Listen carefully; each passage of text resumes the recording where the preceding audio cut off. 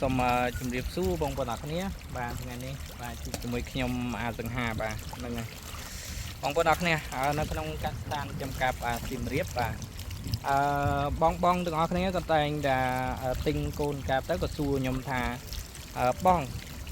កូនកាបនៅពេលដែលយើងទិញទៅដឹកតាមខេត្តថាតើវារស់អត់បាទធានាជូនបាទធានាជូនហើយធានានៅក្នុងការចិញ្ចឹមទៀតបាទហើយធានាបរិញ្ញាបច្ចេកទេសបងប្អូនអរគ្នាបាទបរិញ្ញាបច្ចេកទេសបងប្អូនអរគ្នាយកចិត្តទុកដាក់បាទធ្វើការបាទបើបងប្អូនអរគ្នាមិនយកចិត្តទុកដាក់តាមខ្ញុំបាទរឿងបច្ចេកទេសហ្នឹងទេបាទអាហ្នឹងទៅតាមបច្ចេកទេសបងប្អូនអរគ្នាបាទធ្វើការមិនកើតអាហ្នឹងរឿងរបស់បងប្អូនណាបាទប៉ុន្តែអ្វីដែលបងប្អូនអរគ្នាទៅតាមបច្ចេកទេសខ្ញុំគឺខ្ញុំឲ្យមកធ្វើការបាទតែបងប្អូនអរគ្នាធ្វើការដែរបងប្អូនអរគ្នាមានទឹកចិត្តនៅក្នុងការធ្វើហើយបាទអត់មានជាចម្ងល់អីច្រើនទេបាទពីតង់1រហូតដល់តង់100បាទហ្នឹងហើយខ្ញុំមុនដំបូងខ្ញុំមកតង់ដែរមកតង់ខ្ញុំទិញគេអូខេខ្ញុំទិញគេ2000កូនបាទ2000កូនហ្នឹងហើយខ្ញុំរោចំណៃដាក់ឲ្យបាទខ្ញុំទិញបាទខ្ញុំការមុនដំបូងខ្ញុំទិញពីគេ2000កូនបាទ2000កូនខ្ញុំមិនទិញនៅខ្មែរយើងទេបាទខ្ញុំទិញនៅជិតខាងរបស់យើងបាទជិតខាងរបស់យើងគេអភិវឌ្ឍលឿនជាងបាទកាលនោះខ្មែរយើងអត់ទាន់យើងទៅអ្នកចាំតិចណាបាទមួយซึ่งថាមួយខេត្តរោបានអ្នកបងចាំបាទហ្នឹងហើយអត់មែនដូចសម័យលើអ្នកចាំគូសំដាលណាបាទសម័យមុនរោតែមួយខេត្តរោតែម្នាក់ចង់យ៉ាប់បាទហ្នឹងហើយមិនមែនមកប្រាប់ពីវិធីប្រាប់អីដូចយើងទេបាទហ្នឹងហើយសិតតាចុះឈ្មោះរៀនបាទហើយរៀនសាក់បងលុយបាទហ្នឹងណាលុយច្រើនបាទអ្នកដែលរោមកហឺមុនបាទប៉ុន្តែខ្ញុំចំណាយលុយបាទហ្នឹងហើយក្នុង1000កូនខ្ញុំចំណាយអស់800000បាទនៅថ្លៃដឹកជូនខ្ទង់200,000ទៀតក្នុង1000កូនអញ្ចឹង2000កូនខ្ញុំចំណាយអស់ប្រហែលជា2លានបាទហើយខ្ញុំនិយាយពីលើកមុនណាបងប្អូនអរគ្នាបាទតែខ្ញុំចំណាយបាទហ្នឹងហើយខ្ញុំចំណាយមិនបានខ្ញុំហ៊ានចំណាយបងប្អូនអរគ្នាការពីលើកមុនបាទសេដ្ឋកិច្ចល្អបាទសេដ្ឋកិច្ចអ្នកធ្វើការនៅសៀមរាបនឹងច្រើនណាซึ่งមួយថ្ងៃគ្រួសារខ្ញុំលក់កាបបបាទមួយថ្ងៃខ្ញុំលក់ខ្ទង់ចូល700ដបទៅ1000ដបបាទនឹងហើយមិនខ្ញុំនិយាយអត់មែននិយាយលេងសើចទេបងប្អូនអរគ្នាការពី2017 16 17បាទហ្នឹងហើយ18 19អីហ្នឹងបាទពួកខ្ញុំនៅលក់ដែរបាទគ្រាន់ថានៅពេលដែលមានគ្រូសាទៅពួកយើងក៏បែកគ្នា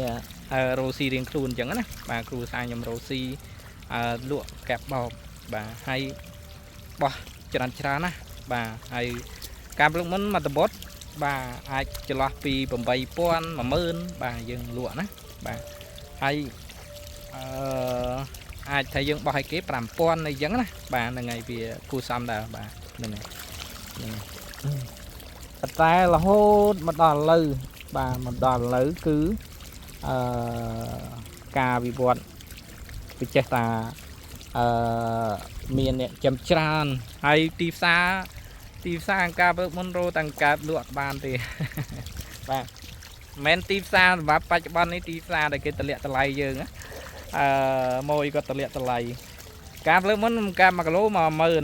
11000បាទ11000ហើយពួកខ្ញុំអត់ដែលលក់ដល់ម៉ួយទេពួកខ្ញុំបោកលក់ខ្លួនឯងបាទហ្នឹងហើយមួយថ្ងៃចូលក្បែរ1000ដបដែរហើយរោស៊ីការហ្នឹងសบายហ៎បងប្អូនអរគ្នាបាទព្រោះអីយើងចាំផងซึ่งតាកាបនៅខាងខ្ញុំអត់មានអញ្ចឹងខ្ញុំលើកមកពីខាងបងដែលគាត់យកមកពីខាងប្រទេសជិតខាងយើងបាទអញ្ចឹងខ្ញុំយកតពីពួកគាត់បាទ1គីឡូខ្ញុំយកការហ្នឹងដូចជា15000បករួចណា15000បើខែចូលឆ្នាំវិញជិត20000បាទជិត20000រៀលបាទហើយអត់មាននេះដោយឥឡូវបងប្អូនអរគ្នាខ្ញុំប្រាប់អត់មែនដោយឥឡូវទេបាទហ្នឹងហើយបាទឥឡូវខ្ញុំ ពងដាក់ដោតនៅក្នុងការចាំឲ្យបានច្រើនរួចហើយយើងអាចធ្វើជាបោបបាទដូចលើកមុនបាទឬមួយក៏លើកឲ្យមួយក៏បានដែរប៉ុន្តែលុះតាតរបានតម្លៃក្បែរ 8,000 ឬមួយក៏ 9,000 អីបានយើងលើកបាទបើសិនជាក្រោមហ្នឹងគឺខ្ញុំអត់លើកទេបាទហ្នឹងហើយព្រោះទីផ្សារអង្កាបគឺពួកខ្ញុំជាអ្នកការប្រមុនពួកខ្ញុំធ្វើពី 8 ឆ្នាំមុនពី 8 ឆ្នាំបងប្រុសខ្ញុំ 5 ឆ្នាំមុនហើយខ្ញុំទៅនឹងចាប់ដើមបាន 8 ឆ្នាំទាំងអស់វា 13 ឆ្នាំបងប្អូនគ្នាបាទហ្នឹងហើយចឹងមិនលេខសើចទេបាទហើយជំនាញក៏មិនមែនចេះតែបានមកដោយស្រួលដោយសម័យឥឡូវវាមានវីដេអូការបរៀនគេមានគេហៅថាអ្នកដែលចាំ5អញ្ចឹងណាយើងទិញគេទៅគេ5ការសម័យខ្ញុំ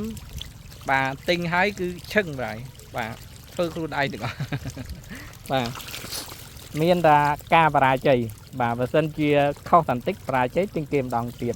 ហើយ1000 1លានបាទនឹងឲ្យពិបាកណាបាទมันមែនដូចឥឡូវបច្ចេកវិទ្យាជឿនលឿនហើយយើងរៀនក៏ស្រួលបាទហ្នឹងហើយតិចទៀតកាប់របស់យើងក៏វាឡើងថ្លៃដែរបងប្អូនអរគ្នាហើយកាប់របស់យើងមួយប្រកាត់អត់ទៅបានទេមួយប្រកាត់គាត់ថាបងអើយខ្ញុំប្រកាត់ទៅវាមានបញ្ហាបាទបញ្ហានេះបញ្ហានោះបាទវាមានបញ្ហាដូចជាច្រើនបាទបញ្ហាច្រើនគាត់ថាបញ្ហាច្រើនប្រកាត់ម៉ូកូនអត់ញាស់ប្រកាត់ម៉ូញាស់បាន2 3ថ្ងៃក៏ងាប់ទៅវិញបាទអានឹងដោយសារតែបច្ចេកទេសបងប្អូនអរគ្នាបាទហ្នឹងហើយយើងរៀនយើងត្រូវប្រើបច្ចេកទេសខ្លះដែរបាទហ្នឹងហើយនៅបច្ចេកទេសនៅក្នុងការមើលថែជំងឺទៀតបងប្អូនអរគ្នាមិនមែនលេងសើចទេបាទមានបងខ្លះគាត់ថាការចាំស្រួលណាបាទខ្ញុំប្រាប់ពីវិធីមួយបើសិនជាបងប្អូនអរគ្នាស្រួលបងប្អូនអរគ្នាត្រូវចេះបាទបើបងប្អូនអ្នកគ្នាមិនចេះទេបាទច្រឡំដាក់ 100000 កូនអីនេះបាទអត់ចេះនៅក្នុងការមើលថែឬមួយក៏អត់ចេះនៅក្នុងការមើលថែដាក់ចំណីមើលជំងឺថែជំងឺវាទេបាទ 100000 កូនហ្នឹងតែមានបញ្ហាគឺងាប់ទៅទាំងអស់បា